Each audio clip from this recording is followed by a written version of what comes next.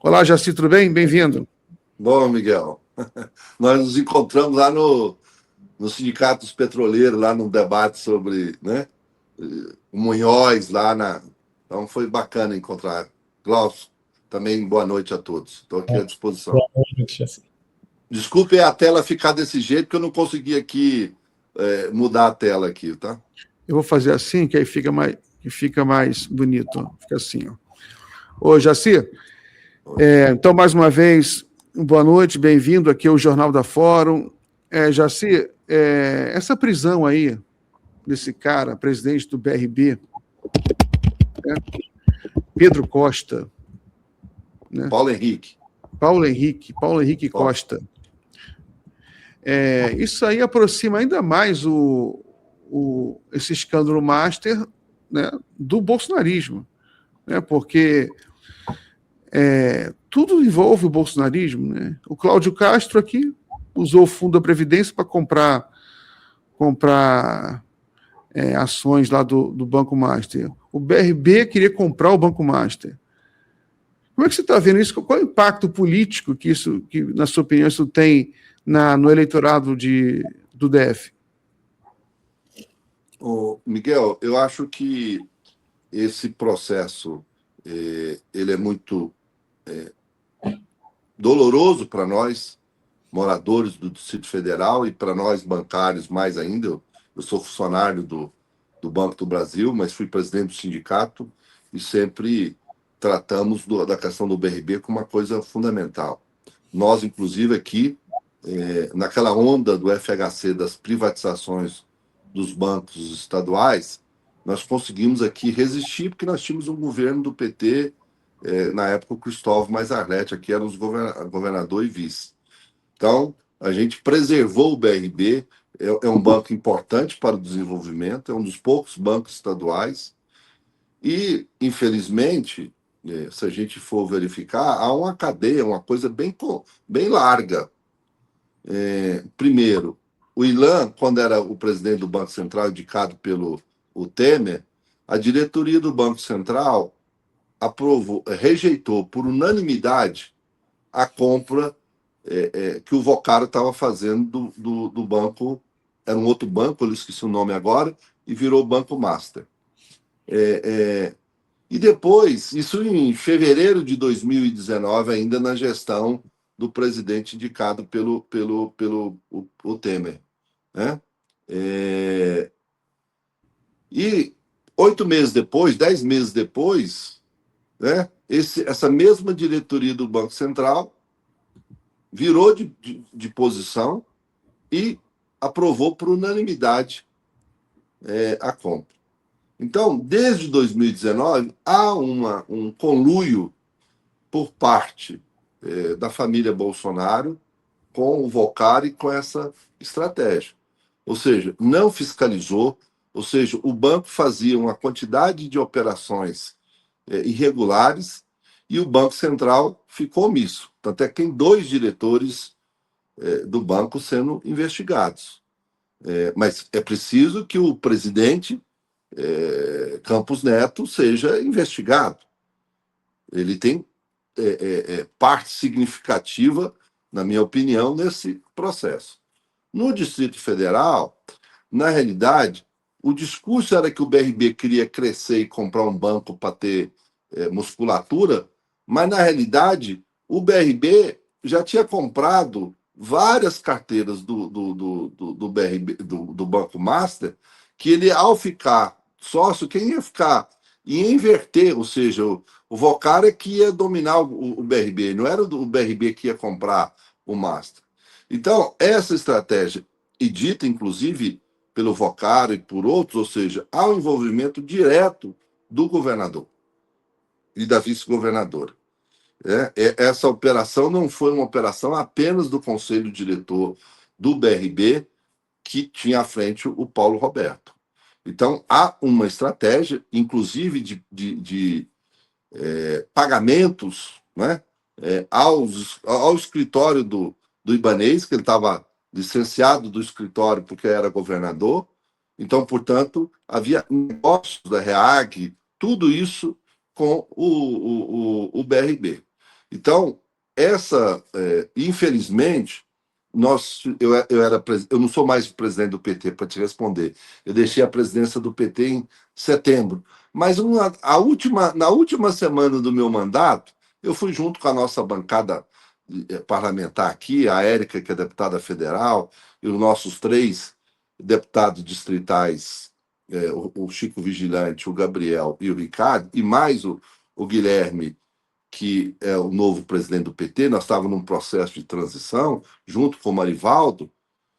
Nós fomos na Polícia Federal, fomos no Banco Central alertar, tá certo? E mostrar, a partir inclusive de estudos e denúncias que a diretoria do nosso sindicato apontava, e que depois resultou, no primeiro momento, da recusa de autorizar a compra do BRB, mas pelo BRB do Banco Master, mas, infelizmente, nós temos uma Câmara Legislativa aqui submissa a esse governo. E por 2 vezes, tá certo? Aprovou autorizações para o BRB para fazer essas operações. Então, há, sem dúvida nenhuma, uma crise, e vamos lembrar aqui que em 2009 teve a crise aqui da Caixa de Pandora, tá certo? Que desnudou o governo Arruda, e que agora essa operação do Banco BRB, Banco Master, vai desnudar a gestão do Ibanez e da Celina. Então, há uma dificuldade. O Ibanez tem, apesar de ter se desincompatibilizado, mas há uma percepção de que ele perdeu sua capacidade de liderar o grupo aí da direita e da extrema-direita. Então, há um fracionamento nesse grupo e, portanto, o processo político do Distrito Federal está aberto no meu entendimento. Né? Nós, em 2022, com o Leandro Graz, que era da federação, ele era do PV, ele não foi para o segundo turno por 5 mil votos. Então, portanto, nesse trabalho que nós fizemos, nesse período todo, então eu acho que nós conseguiremos aqui fazer uma política de aliança, de enfrentamento e de derrotar o bolsonarismo aqui no Distrito Federal para o governo. Agora, Jaci, as notícias dão conta aqui que, apesar da pressão dos familiares, também de outros avisos, para o Paulo Henrique Costa aceitar um acordo de delação, ele ainda não se convenceu disso, ele prefere insistir na construção de uma defesa que, segundo os advogados dele, teria um viés técnico, né, para demonstrar que as compras das carteiras do Banco Master e da tentativa, inclusive, de comprar a parte do banco ali seria um negócio positivo para o BRB, e isso apesar de todos os alertas que eram dados à época, inclusive pela autoridade monetária, no sentido contrário. Você acha que essa questão, né, da defesa do Paulo Henrique Costa agora é uma forma de tentar isolar o ex-presidente do BRB do grupo político do Ibanez, ou seja, é uma forma de tentar salvar esse grupo que, como você mesmo falou, né, muito difícil de salvar, pelo menos do ponto de vista político, o comprometimento do Ibanez da Celina com aquilo tudo que aconteceu, inclusive as defesas públicas, né, que o Ibanez fez da compra do Master pelo BRB. E o Ibanez falou que não sabe fazer nenhum Pix, né? É um absurdo, ou seja, o cara que é uma mentira. Eu até brinquei aqui no dia 1º de abril que ele era o Pinóquio Mora aqui do Distrito Federal, campeão da mentira. Então, claro que nessa fase, Klaus, de delação, tem muita informação e não é precisa. Então, pode ser orientações para despistar disso, mas, sem dúvida nenhuma, é fruto da prisão do Vocaro. Ou seja, há um aprofundamento, a partir de novas informações, vão se agravando, detectando e investigando e tendo comprovação, indícios que leva à prisão. Então, o que levou à prisão do Paulo Roberto e também do advogado do Vocaro mostra nesse sentido. Agora, sem dúvida nenhuma, tanto uma delação premiada do Vocaro como do Paulo Roberto é um processo de incógnita. A gente lembra da delação premiada do Coronel Cid, o que gerou a investigação e chegar ao Coronel Cid, né? A delação dele é que provou todas aquelas ações do golpe e das tentativas do Bolsonaro. Então, eu acho que a gente tem que estar atento, acompanhando isso, subsidiando essas informações. É muito dinheiro.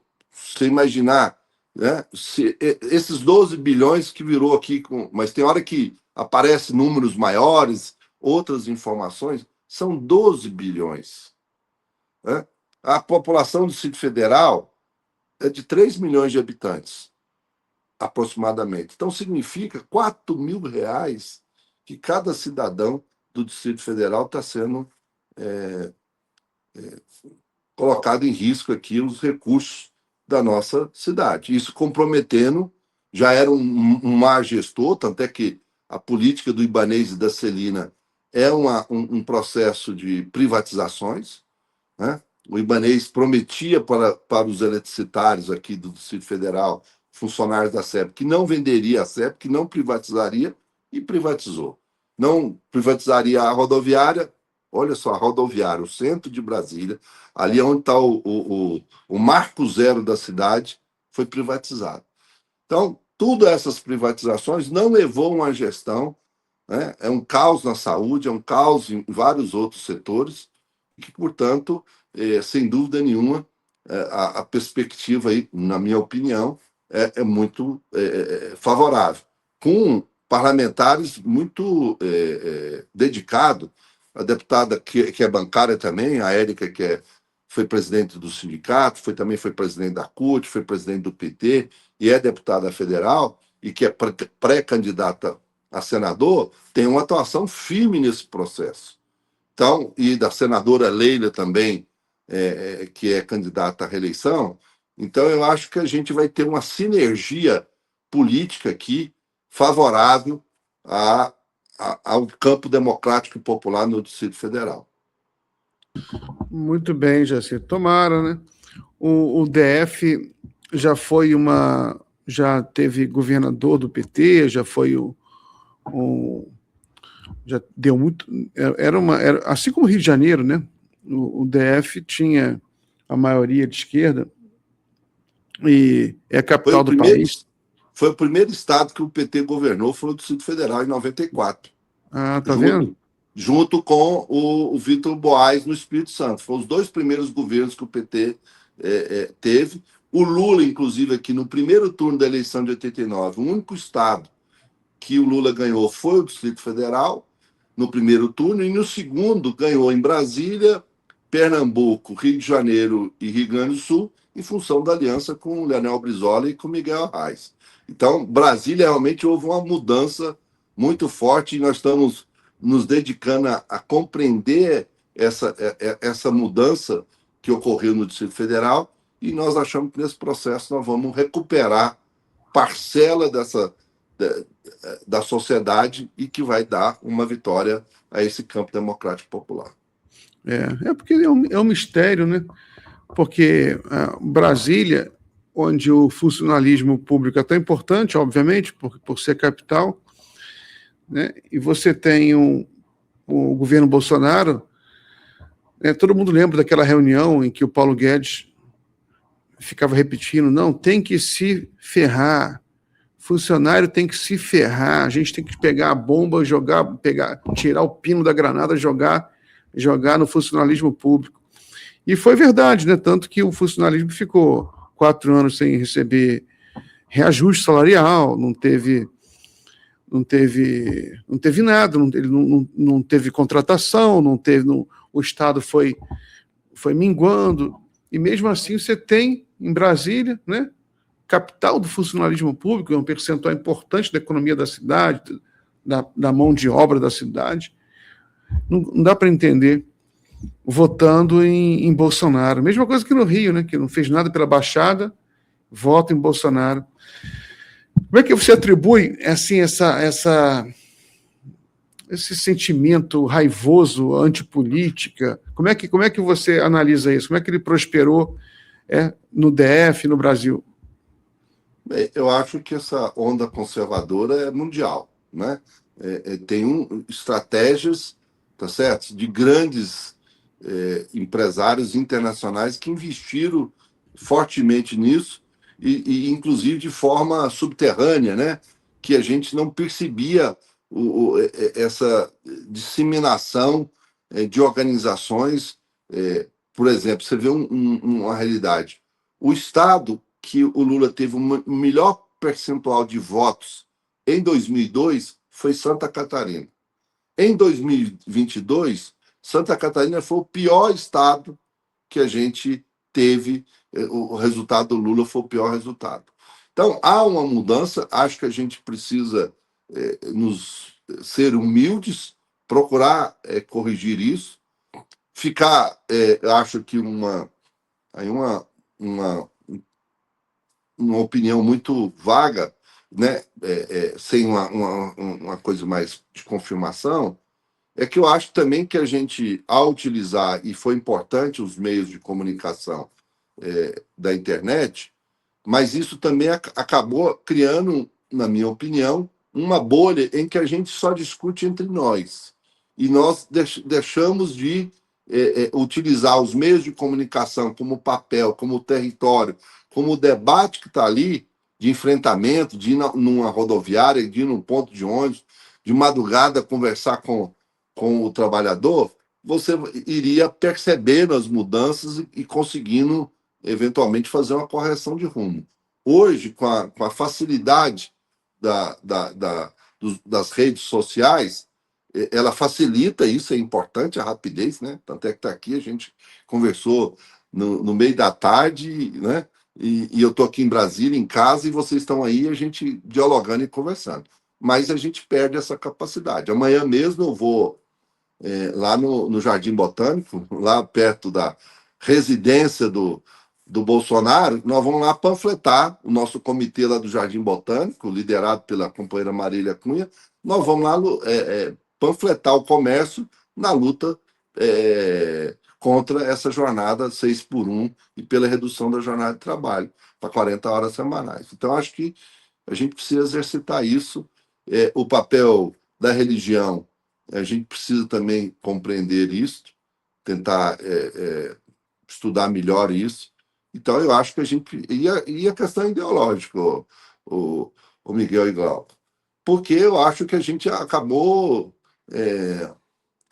vamos dizer assim, entrando numa zona de conforto com os governos democráticos e popular. Nós tivemos 4 governos do PT, coisa inédita no mundo, se você imaginar, olhar para a Europa ou para os Estados Unidos, tá certo? São poucos os países democráticos que tiveram uma continuidade de uma eleição de um presidente. Então, eu acho que a gente foi nos moldando nessa gestão democrática de um governo que ia avançando, e nós fomos perdendo um pouco a disputa ideológica de formação, as novas gerações, né? Então, acho que a gente precisa, o papel do movimento sindical precisa ter nós fizemos uma boa atividade essa semana em Brasília, muito bacana, muito atuante, com resultados concretos, né?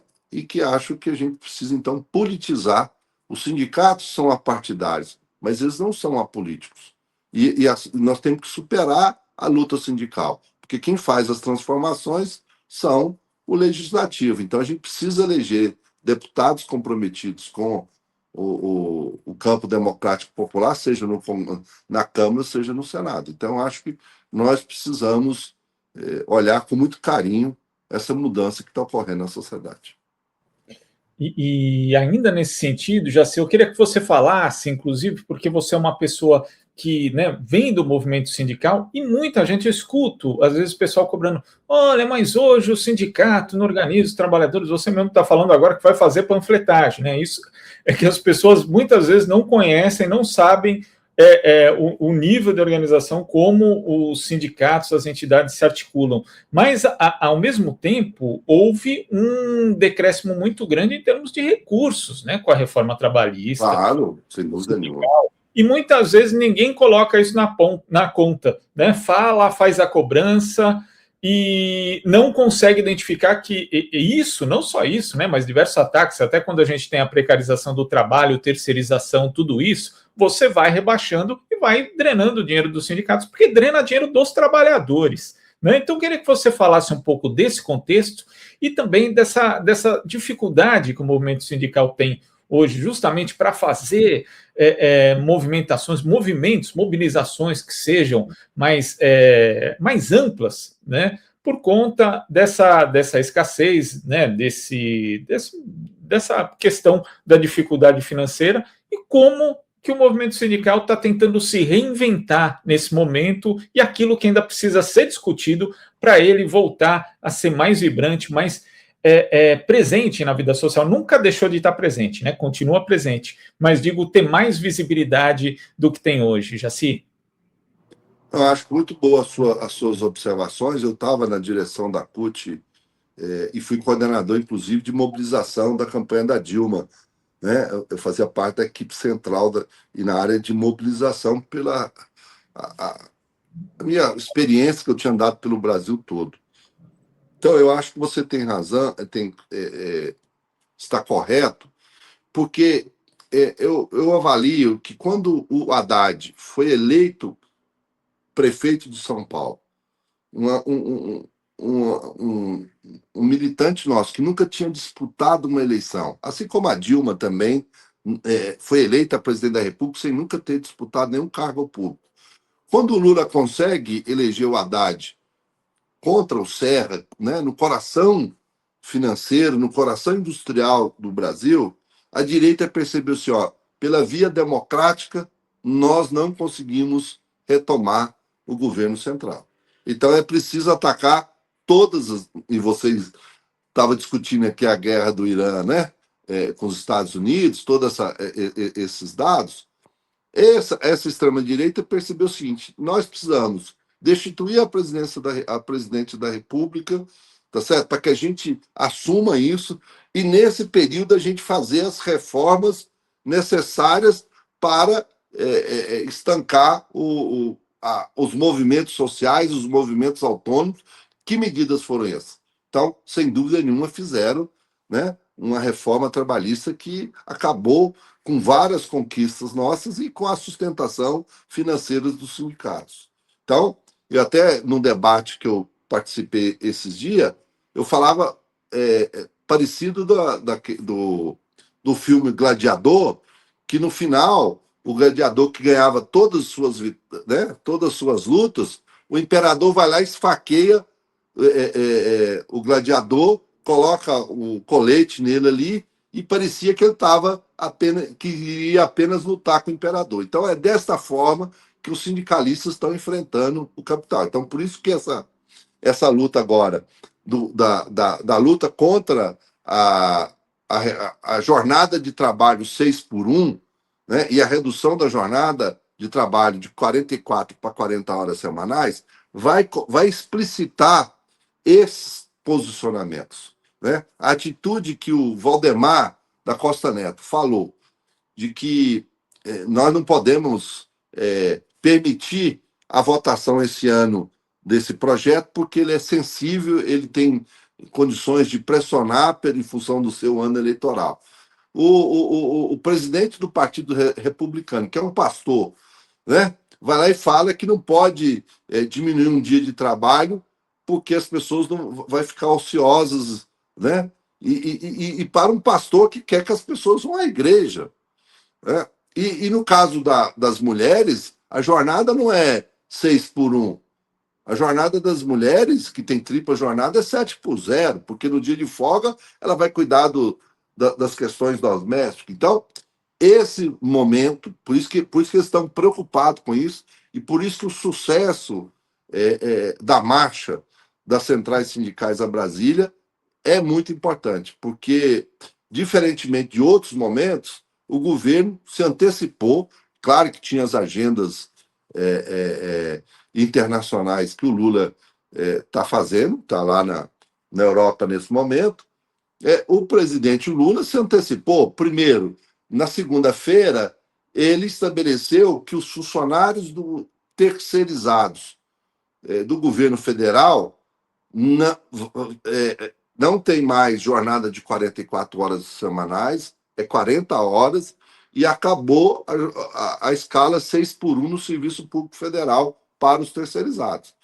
Só que nós precisamos estender isso imediatamente. Eu falava isso no evento com o vice-presidente do Banco do Brasil da área de governo e com o Luiz Marinho, num evento sobre o PAT, que isso precisa ser estendido para as estatais.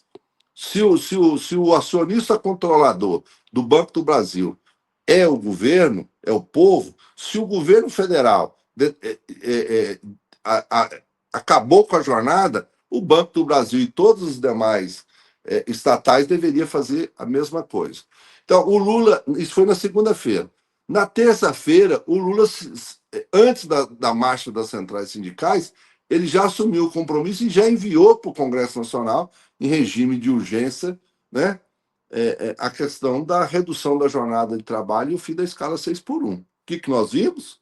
A senhora Bia Kicis, que é a representante maior da família Bolsonaro naquele Congresso, vai lá tentar atrapalhar, né, dificultar a tramitação dessa importante conquista, dessa importante reivindicação que o governo está atendendo. Assim como o Lula também atendeu a questão do direito à negociação do serviço público. Então, tem muita ação sendo feita, né? Nós conquistamos a isenção do imposto de renda para quem ganha até R$5.000. Eu lembrava hoje no debate, né? Em 2004 eu era tesoureiro da CUT e o Marinho era o presidente. A gente iniciou a primeira marcha da classe trabalhadora Brasília para que a gente tivesse uma política permanente para o salário mínimo. E nós conquistamos isso e o salário mínimo está tendo aumento real. Mas isso é insuficiente para os salários, os rendimentos. Então, acho que o movimento sindical vai ter uma oportunidade, seus dirigentes vão saber capturar esse momento e colocar como prioridade essa luta. Em cima do Congresso Nacional, em cima dos deputados. A gente tem que mostrar cotidianamente os deputados o que estão fazendo, o que vão fazer, e que se eles votarem contra essa redução da jornada de trabalho e com a escala 6x1, eles não retornam como deputado no ano que vem. Então, eu acho que é possível a gente atuar nesse sentido. E você tem razão, né, nessa questão financeira. Estrangulou os sindicatos, ou seja, para rodar o material, para ter um carro de som, para estar fazendo isso, dificultou seriamente as finanças dos sindicatos. Então, parte da dificuldade de mobilização é disso, assim como outras. Agora, a CONTAG mesmo, que é uma entidade histórica dos trabalhadores rurais no Brasil, foi fundada em 63, né, e que tinha 2 milhões de sócios organizados, tá certo? O que eles fizeram? Juntaram tudo nessa falcatrua do INSS e levou a CONTAG junto, que é uma entidade séria, né? Nós temos que ser solidária ao Aristides, ao Alberto e a Edjane, que são dirigentes da entidade. Então, por quê? Aí dificulta a organização dos trabalhadores rurais. E assim sucessivamente, né? Tem sindicatos, governos estaduais, prefeituras, não descontando as mensalidades dos sócios que ele já autorizou previsto. Então, você tem razão e nós vamos, sem dúvida nenhuma, mudar esse percurso, elegendo, inclusive, parlamentares, porque a gente diminuiu muito a eleição de parlamentares vinculada ao movimento sindical, né? E o setor empresarial é que cresceu. Então, a gente vai fazer uma correção de rumo e vamos ter sucesso na eleição parlamentar também. Maravilha, Jaci. Assim, a gente tem que terminar o bloco, a gente tem um outro bloco agora com outro convidado, mas foi uma honra muito grande recebê-lo aqui. Forte abraço, muito sucesso na sua campanha e volte sempre aqui para a gente conversar mais. Tá bom. Só registrar uma coisa importante, Miguel e Glauco. Hoje, a gente teve eleição para o representante dos trabalhadores, dos funcionários do BRB para o Conselho de Administração. E a Rejane Souza, apoiada pelo sindicato, foi eleita hoje para o Conselho de Administração. Então, nós vamos ter lá uma legítima representante dos trabalhadores no Conselho de Administração para que a gente possa ter muito mais informação. É claro que ela tem compromissos com a confidencialidade dos assuntos, né, tratados, mas vai ter uma pessoa lá que vai estar cuidando dos interesses do Distrito Federal no BRB. Obrigado pelo espaço. Valeu, Jaci. Um forte abraço. Um abraço. Assim.